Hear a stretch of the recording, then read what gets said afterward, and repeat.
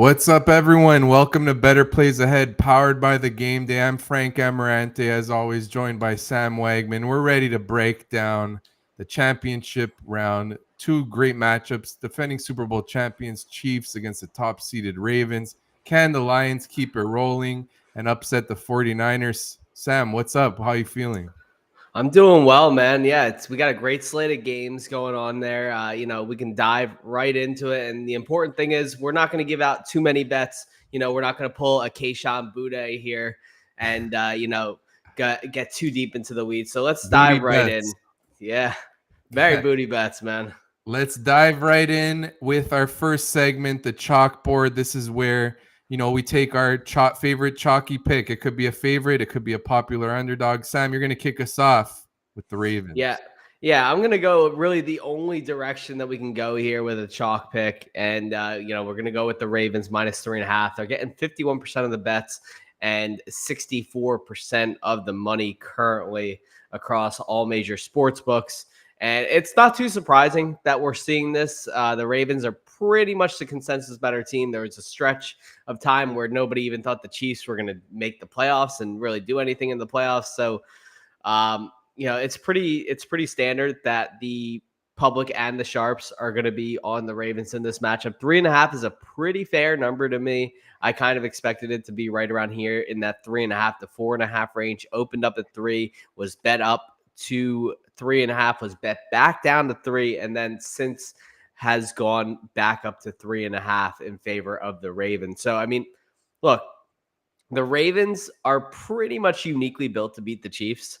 Here, you have a really strong rushing offense, which is an area that the Chiefs have been really weak in this season. We just saw Buffalo pile on the rushing yards against them, and that's going to be a recurring theme for me across the show. A lot of my bets and thoughts have been attack the Chiefs run game based this week. So that's where I'm going to kind of lean my hat for the most part. And then something they can do that the Bills kind of struggle with is throw the ball down the field at a better than average rate. I feel like Todd Monken is going to see that the Chiefs are definitely going to put some thought into trying to stop the run game of the Ravens, since that's definitely their offensive identity. And that's going to result in Lamar being able to work downfield a little bit more, put Zay Flowers down there. Mark Andrews in his first came back in action in nearly 2 months, put him out there downfield. Let the guys make some plays downfield. Odell Beckham Jr. as well. So I think there's a lot of ways that the Ravens are going to attack them. And then obviously you've got that number 1 ranked passing defense to try and stop Patrick Mahomes there. So I'm really all in on the Ravens in this matchup. On paper, they should be able to blow out the Chiefs. I think we know it'll be a little bit of a closer game than that, but I still expect a comfortable cover out of the Ravens. Yeah, you raised some terrific points here. The Ravens are probably the best team in the NFL right now. So well-rounded, explosive on offense, terrific defense. I hear you on all of that. It's just that for me, I love getting the Chiefs plus 3.5. I just can't underestimate Patrick Mahomes with what he's done throughout the playoffs, throughout his career. And to be quite honest, this is probably the bet I'm least confident in, that I did take Chiefs plus 3.5 for the reasons you outlined. Just Baltimore has been so well balanced, especially at home where they've been dominant. But I just can't underestimate Patrick Mahomes, so I'm going to go against you on this one. But you laid out a nice case. Moving on to It's a Trap. This is where we take a line that looks fishy and explain why we are on the opposing side. This is only 2 games, so it's hard to really call this line a trap. Like, it does seem sort of correct. 49ers -7 against the Lions. But I'm on Detroit +7, despite the fact that, I've said it all year on this show. The 49ers have been absolutely dominant at home with Brock Purdy. But I think the Lions, with their running game and strong offensive line, are going to put a little scare in San Fran in this game. Especially Deebo Samuel is out. I know they're stacked on offense with Christian McCaffrey, Brandon Ayuk, George Kittle, but it's still somewhat of a loss to be without Deebo. And we've seen the Lions, when they've been underdogs of 4.5 or more points, they've kept it close. Look at the game against the Cowboys when they were like 7-point underdogs. They lost by 1. Remember that in week 1, they won outright at Arrowhead against Kansas City. I like how Dan Campbell's really aggressive in situations where they're underdogs and to sort of go limit the gap that the two teams have because the 49ers are better on paper. For example, the fake punt, I believe he did one against the Cowboys. He's just willing to take those risks that can swing the pendulum in the game. And I really think getting a touchdown here, they could keep it close. It's this one, Detroit is just, they've played hard all year under Campbell. I don't think they're going to go out with a blowout. We saw the Packers put a scare into San Fran.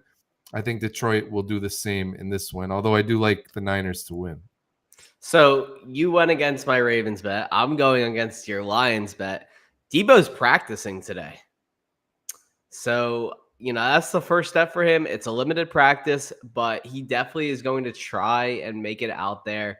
It's kind of a surprise to me. I wasn't expecting him to play. I kind of expected that, he kind of had, a very, very close to a fractured shoulder and wasn't expecting him to play. But with him practicing and the chance that he plays at all, I'm full in on the 49ers. Now, I was in on the line on the 49ers before this news as well. The Lions are one of the few passing attacks or passing defenses that I am not worried about if my team would have to play without Deebo Samuel, because they have Brandon Ayuk, they have George Kittle, they have Christian McCaffrey. Juwan Jennings stepped in really, really admirably against the Packers. And look, this Lions defense, not that good. They're really, really bad. They've given up yardage to everybody. And I fully expect that the 49ers that we saw last week in the pouring rain with Brock Purdy having some issues in the inclement weather are not going to be the 49ers that we see this weekend at Levi's. 60-degree weather, not a cloud or raindrop in the sky. I fully expect this 49ers team to look a lot different than last week's 49ers team. I kind of expect them to blow out the Lions, which is really sad because as an Eagles fan, I would like nothing more than to see the 49ers get wrecked in this game and personally feel they deserve to be. But, I just don't think that they're going to – I really don't think they're going to see that many issues in this game. I think their offensive line is better at pass blocking than advertised. I think – the Lions contingent of pass rushers might have a little bit of a tough time really getting to Brock Purdy in perfect weather. I think the fact that Jared Goff is good against the blitz, but the 49ers don't blitz that heavily. They kind of use four-man rushes much more effectively, and that's what gets Jared Goff in trouble. Jared Goff outside is never a good thing, especially on the road. All these things really worry me with the Lions. There's just so many ways that you can beat them and limit them. And even if they score, the 49ers are extremely equipped to beat them offensively as well. So I'm just not that worried in this game. 7's a high number, but if I were to bet this game, I would be taking 49ers to win by at least 7. Yeah, listen, I totally hear you here. The 49ers are a juggernaut. I do like them to end up winning the Super Bowl. So I'm not going to really push back on your, opposing view on this pick, but should be interesting. The Lions have had a nice run. I'm excited to watch this one. I'm going to stick with me for the next pick because we're still in this game for the betting board. This is where we lay out the rest of our favorite picks.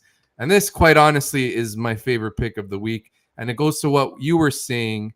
Well, it's Brandon Ayuk over 80.5 receiving yards. You were talking about the Lions' struggles in pass defense. They rank 25th in EPA against the pass. They've gotten torched by wide receivers, especially in the last 5 games. You saw Mike Evans last week. I believe it was over 140 yards. You saw Puka Nacua over 180. You saw Justin Jefferson combining for over 330 yards in 2 games against them. You saw CeeDee Lamb put up 200 plus against them. Hey, I sound like a broken record because I said the same thing last week and the week before that because I took Mike Evans over and I took Puka Nacua over, and I'm not going to skip on that with Brandon Ayuk. I know you said Deebo Samuel is back and practicing, but I'm not going to assume that he's 100%. But even if Deebo is playing, Ayuk could just shred this Lions pass defense downfield. As the perimeter receiver, you could see more of cornerback Cameron Sutton, who's really struggled And, I just really feel like a big Ayuk game is coming. I know it's a high bar at 80.5. It's priced as if Debo is likely out. But to be quite honest, I think he's getting 100 plus. He's averaging He's averaging almost 18 yards per reception this season. He's been such a big play threat. And I think he gets there against the Lions. Yeah, I'm not too worried about this either. I would be on this, regardless of whether Depot played or not. The Lions have given up the second most yards on plays of 20 plus yards, so pass attempts of 20 plus yards or more. So I really think that Ayuk has a great game in this one. Debo is much more of a yak receiver than anything. He gets the short yardage targets, but Ayuk gets those middle of the field and, kind of deep crosser targets. I think he's going to be a really big factor there. And like you said, Cam Sutton, Kindle Vildor, all those guys are just not that great in coverage and have struggled all season long. I think Ayuk's going to have a big day there. I took a really hard look at his longest reception over 28.5, which sounds like a big number, but it's priced in given that they've already set his receiving yards line so high. So I'm really in on this. Love Ayuk in this spot. I think Purdy hits him for at least 2 or 3 20-plus yard throws over the middle. So not too worried about it. Yeah, so if you're playing playoff DFS, make sure to get Brandon Ayuk in your lineup. Yeah, he'll be popular, but he'll be a good play. I think he's worth it. It's one of those for me. Moving on to your first betting board pick, you're going with your Ravens with their running game, but not Gus Edwards, Justice Hill. Yeah, I went with Justice Hill here because Justice Hill saw much more opportunity in the Texans game. He saw nearly 10% more of the rushing share than Gus Edwards did, which was kind of interesting to me because typically in the past, when the Ravens have operated with a big lead, it's Gus Edwards who comes in, big 240-pound guy. You want to give the ball to him as a bowling ball back. No, we saw a lot of Justice Hill in that game. He had 13 carries for 66 yards. And it's something I'm going to go back to with him. This line just feels very, very short-sighted for me. We could see Hill break off a big one. He's done it several times this season. I've laddered Hill all the way up to 60-plus yards. You can get that at plus 440 on DraftKings still. So I really like that bet there. The thing with Hill is that he's just taken a much more important role in this offense recently. His snap share has been up over the last month. His rushing share has been up. His targets have been up. So everything is sort of going really well for him. And then obviously this Chiefs defense just gave up, 175 plus rushing yards to the Bills. I feel like the Ravens are just going to attack them the exact same way. And we should see a lot of the same kind of action there. And I feel like they really won't be expecting 5'8" Justice Hill to get a big work on the ground. So they might leave some open boxes for him. I can't imagine they stack the box very much when he's on the field there.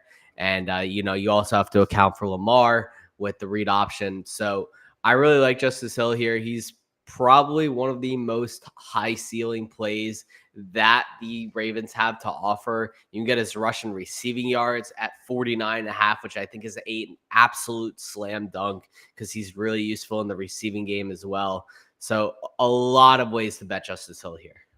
Yeah, one thing I like about you taking Justice Hill here is let's say the Chiefs get out to a lead. You don't have to worry that Hill will be phased out because he's preferred over Gus Edwards if the Ravens have to drop back and pass more. So that covers you in that outcome as well if the game script doesn't go your way. So I'm with you. And plus last week, I believe his prop was at like 22.5. So there is an adjustment, but you're seeing that the market believes in the increased usage for Justice Hill here. Yep. I like it. We're going to go back to the 49ers game for my next pick. And really, this just correlates with the Brandon Ayuk prop. Brock Purdy over 272.5 passing yards. This one has flown up. It opened closer in the low 260s, and rightfully so. As we mentioned, the Lions' pass defense has really struggled. They've been consistently picked apart. Baker Mayfield last week put up over 300 yards. That was wild because I got Baker Mayfield early that week at 243.5. It closed at like 270.5 passing yards. The sports books are setting these opposing QBs against the Lions pass yards too low when they open it up, and then they get steamed up. But I still like Brock Purdy here. He averages more passing yards per game at home. It's just such a great matchup. The one concern is that the 49ers get out to a huge lead and just run out the clock, and then they don't have to air it out as much. But I think to get that big lead, they're going to have passed, and you could see a lot of explosive plays from this passing game. Brock Purdy, wouldn't shock me to see him eclipse 300 in this game. Yeah, it's something I was just thinking about, and I'd be interested to kind of like dive into the data a little bit more on it. How often does Purdy going over correlate with someone like George Kittle going over, who's much more of a big play threat for the 49ers in cases like this? Ayuk and Debo are much more kind of consistent, churn the play along. We're not sure Debo is going to be as big, a threat as he normally is, given his shoulder injury. Might be out there as a decoy, or just very, very limited. So I think Kittle needs to play a big role to hit something like this. So a better correlation here in my eyes is probably Kittle and Purdy as opposed to Ayuk and Purdy, because I think Ayuk's going to be in there regardless. It'll be really interesting because I think Ayuk probably sits around 80 to 90 yards. You have that priced into this Purdy line. So I think the Kittle line will be a little bit more interesting. Hasn't been touched as much. It's still sitting up there, relatively attackable at where are we at here? Probably high 50s. 61 and a half. So yeah, that's relatively more attackable to me than the Ayuk line. So I would definitely pair that with Purdy if you're looking to go over both here. And hey, we talked a little bit about playoff DFS. You want to stack your 49ers, you could go Purdy, Ayuk, and Kittle. The only thing is, it's hard to not play Christian McCaffrey on a 2-game slate. So you're kind of cutting yourself thin there. Moving on to your next pick. You're going with your boy. You like him with this longest reception, Amon-Ra St. Brown.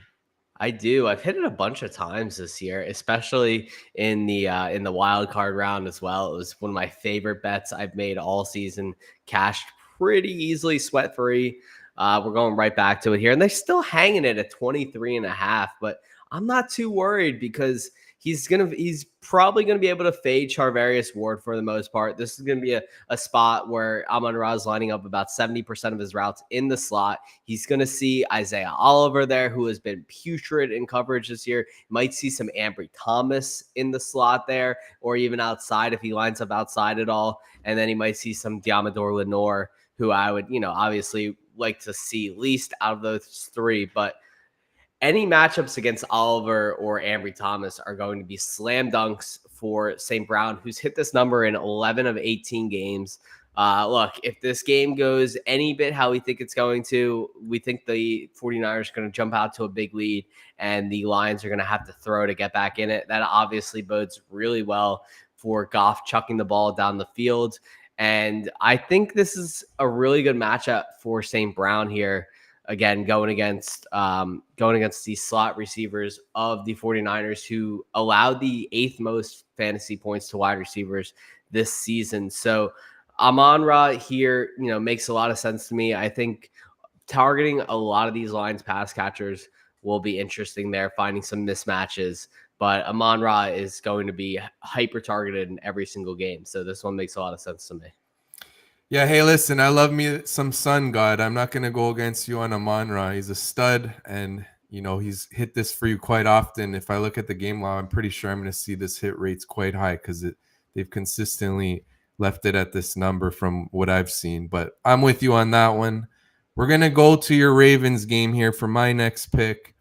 It goes against your projected game script because you're projecting, the Ravens to have a comfortable lead and run it all over the Chiefs' throat. But I think it's going to be a close game that comes down to the wire, which is why I like Lamar Jackson over 207.5 passing yards.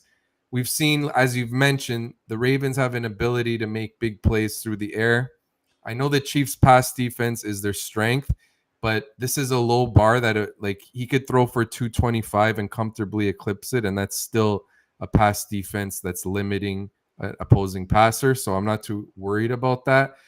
I saw a trend, if the Ravens have been 3.5 point favorites or lower, Lamar Jackson is averaging 250 plus passing yards per game. And really, all that is that we've seen quite often this season the Ravens, just they could take their foot off the gas, so to speak, where they just pound the ball down the stretch. We even saw it last week against the Texans, where I believe Lamar only threw for 150 because they blew them out. The defense is so good that, again, it doesn't put the Ravens into these shootouts where they're going, toe to toe, quarterbacks airing it out. But this is Patrick Mahomes they're facing, and I'm putting a lot of confidence that Mahomes will be able to keep this game close, which will keep the Ravens, airing it out and allow me to hit this prop, which it's a low bar. One concern is weather. I got to monitor that again, but I don't think it's enough to put me off of this. It's only 207.5. Yeah, this was an interesting one for me because I actually have another bet that didn't make it onto my card for this week. That's Lamar over 32.5 for his longest completion. And it kind of Nice. follows the same script a little bit here. It's ways to bet Lamar creatively that don't involve his rushing, because that's where the public is going to go, and that's where the lines are going to get steamed a little bit more up there. So I kind of wanted to take something a little bit out of the box there. The passing yards is a little bit fluky, so I kind of went to this, which is a little bit more dependable there with the downfield complement of guys that he has back now. Andrews is back as well. I do think that the Chiefs, who have allowed the 7th most pass attempts of 20 plus yards this season, could, invite Lamar to take shots downfield if they sell out to stop the run. So, that's another way to get creative there. I do kind of like the passing yards. I do kind of think it's like 10, 15 yards too low. So, this is definitely a spot where he could get pass heavy if they get put in the spot where they have to throw the ball. So I do like that. Yeah, I like how you mentioned about the line feels a little bit low, because from what I've seen throughout the season, Lamar Jackson has consistently been around, I believe, like 215.5 or so passing yards. So, like you said, the public is focusing on his rushing yards. This is a creative way to get to Lamar. Your next pick, we're sticking with the Chiefs-Ravens game. You're targeting a receiver who it feels like every time he touches the ball, disaster happens. You're going with Mecole Hardman. Yeah, this is just a continuation of last week's play. I was massively on Mecole unders on this show last week, and it's not going to change this week, especially with what we saw him do last week. The touchback, the fumble into the end zone, out of bounds to give the Bills back the ball at the 2-yard line. Other than that, he had one target and a reception for 2 yards. And is there a reason for the Chiefs to go back to him at all? Is there a reason for him to even play more than like one snap in this game? There really isn't. To me, he doesn't offer anything at this point. He offers end arounds, but you can have really any of your speedy guys kind of do that end around role.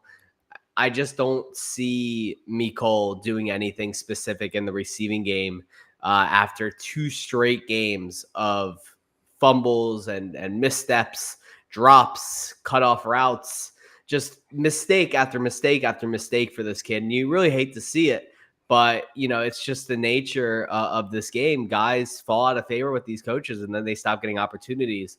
And the books have caught on to it. They lowered his props a lot. Last week it was 18.5 receiving yards, and this week it's I believe 10.5 receiving yards. So I'm taking all of the unders on Mecole Hardman right now. I want nothing to do with him at all whatsoever. They've actually taken him off the board on DraftKings, but I grabbed his longest reception under 7.5 on Hard Rock, and I grabbed his receiving yards under 11.5 on Hard Rock, because I just want nothing to do with this guy. I think he gets 0 catches. I think he has 0 impact on this game whatsoever. And it's for the same reasons as I thought last week.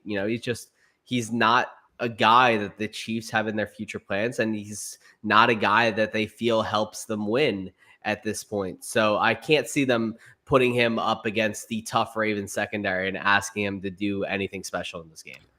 Yeah, what's also great about targeting his under receiving yards is when Mecole Hardman is targeted, it's like right at the line of scrimmage, so he might even lose yards. So that helps you out with a low bar, like you said, of 10.5. I'm with you on this one. I'm going to Yeah. be tailing it. All the Miko unders. All of Yeah. them. Every Love, single one that you can find. love it. Love it. We're sticking with this game for my last betting board pick. It's going to be Rashad Bateman over 23.5 receiving yards. In the last two games, he's had route participation of 72% and 88%. So we're seeing an enhanced role. He has eclipsed this number in each of those two games, including 40 plus receiving yards against the Texans last week. And what's also good is we're seeing Odell Beckham have limited usage. I believe he had just under 30% route participation last Correct. week. So this is a player, Rashad Bateman. A lot of people were excited about him coming out of the draft. He's dealt with injuries. I believe, if I'm not mistaken, correct me if I'm wrong, he had off-season foot surgery and he kind of got off to a slow start this year. Mm-hmm. It's not like he's done like out of this world lately, but he's comfortably eclipsed this low number. He's got an enhanced role. Odell Beckham's being used less. Really, he can go over this in one catch. And I'm going to take a shot on Rashad Bateman eclipsing this receiving yards prop. Yeah. Last 4 weeks from week 16 through 20, you have the following route participations for Odell and Nelson Aguilar. Odell has been at 65, 54, 0, and 28%. He missed week 18. He was sat with the rest of the starters. And Aguilar has been at 63, 62, 100%, and 62%. So he's outpaced Odell in every game of the last four, except for that week 17 where he played 3% less route share than Odell. So it kind of feels like he's taken over Odell's role in the lineups as kind of that deep and kind of across the middle threat. You have Bateman running these deep crosser routes, which he was really good at in Minnesota in college and has kind of translated to be good at in the NFL. And then obviously Zay Flowers is running his every down snap share there. We just haven't seen Odell play a huge role in this offense in kind of a few months at this point. It's been since week 15 that he had better than 15% targets per route run.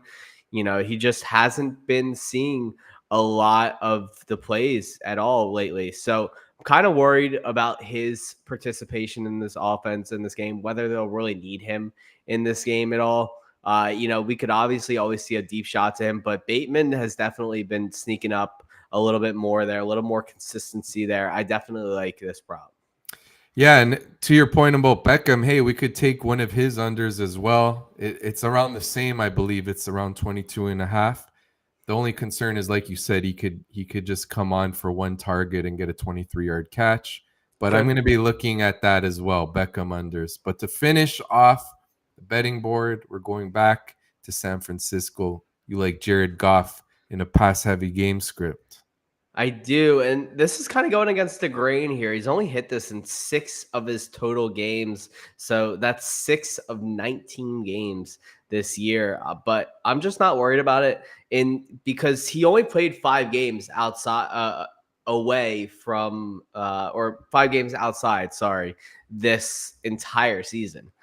And in those 5 games, he was 2-3 to the over in this, on this stat. 2 of those were at 35 attempts. So he could have easily gotten there with one more attempt. I think this is going to be a really pass heavy game for the Lions. Again, we keep going back to this. It's the 49ers putting pressure, Jared Goff outside. All of this, leads me to the fact that the Lions are going to have to throw more and more. They're going to be put into a situation where they have to throw the ball a lot. I think for Goff, the key to this bet is going to be sack avoidance. So a lot on the offensive line to kind of protect him and keep him upright in this game.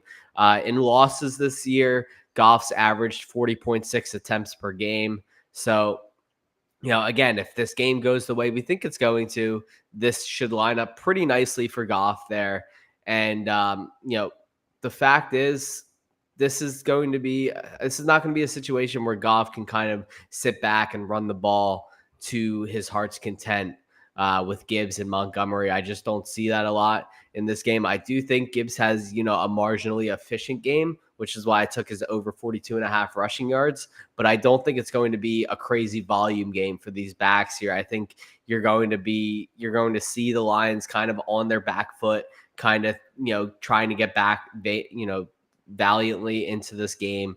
And you're going to have to see Goff chuck the rock a bunch of times to do it. So I think all those pass catchers will be busy. I think Goff goes over this by a few attempts.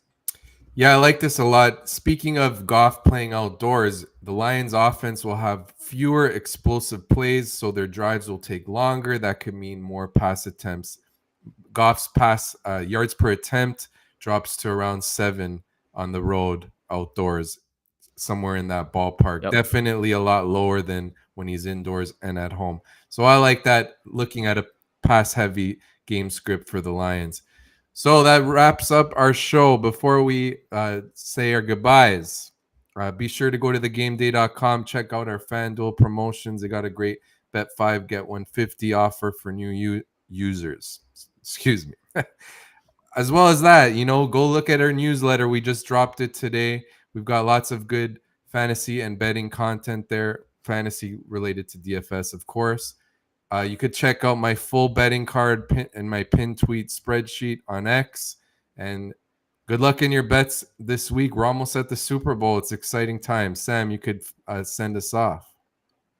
Absolutely. And make sure you guys go check out thegameday.com/news. Like Frank said, all of our promotional content lives there. Get yourself the best, new sign up bonuses for all of the sports books that you could ever want to check out over there. So again, thegameday.com/news. And we